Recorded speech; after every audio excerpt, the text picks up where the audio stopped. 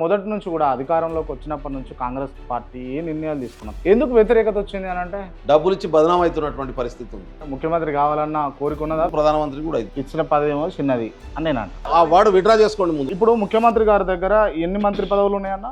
Allot చేయని అన్ని మంత్రి పదవులు ముఖ్యమంత్రి దగ్గరనే ఉంటాయి. ఎస్సీ విద్యార్థులను లేకపోతే ఎస్సీ భూములు గుంజుకునే ప్రయత్నం కావచ్చు. ఎస్సీకు ప్రభుత్వానికి మధ్యన ట్రాన్సాక్షన్ అయిపోయింది. హైదరాబాద్ ప్రజలు నాగం చేసే పని కావచ్చు.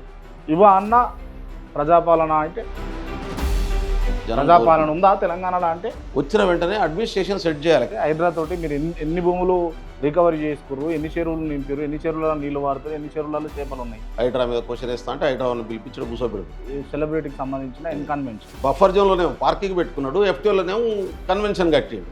మీ పార్టీ నుంచి ఎమ్మెల్సీ అయినటువంటి ఒక వ్యక్తి ముఖ్యమంత్రి గారికి నాలెడ్జ్ లేదు అని అన్నాడు. దానిపైన మీ కామెంట్ ఏంది? ఆయన దగ్గర ఇప్పుడు గెలిచినటువంటి ఎమ్మెల్యే కొనే పైసలున్నాయా? ఈ ప్రభుత్వాన్ని కూలగొడతారు అని చెప్పేసి కొంతమంది బీఆర్ఎస్ పార్టీ నాయకులు కామెంట్ చేసి పార్టీ కూలిపోయే అవకాశాలు ఉన్నాయి. నిజం ఇల్లు దాటక ముందే అబద్ధం ఊరంతా చుట్టొస్తుంది. మీరు ఎందుకు బీఆర్ఎస్ పార్టీ ఎమ్మెల్యేలను గుంజుకురు? ఎమ్మెల్యేని కొన్ని ప్రజలు ఇచ్చినటువంటి ఓట్లను కూడా అపహాస్యం చేసి అన్న ఇప్పుడు బస్సు అనేది తీసుకొచ్చి కదా ఉచితంగా మహిళలకి, దానివల్ల ప్రభుత్వానికి లాభమా నష్టమా అన్న? దానికి ఉన్నటువంటి భూములన్నీ కుదబెట్టి అమ్ముకుందామనే ఉద్దేశంతో కాంగ్రెస్ పార్టీ అధికారంలోకి వచ్చినాక కూడా చేస్తున్న తప్పిదాలు. మా ప్రభుత్వానికి ఈగో లేదు, మాకు బేసిజాలు లేవు. ముఖ్యమంత్రి గారి సోదరుడు ఏదో అఫీషియల్ ప్రోగ్రామ్ లో కూర్చొని ఆయనకి ఏం పదవి ఉందని కూర్చున్నాడట. రామునికి పెళ్లి ఎప్పుడైంది అన్నట్టు అది నీ కథ తిప్పి తిప్పాడికే తెచ్చడం వెనుక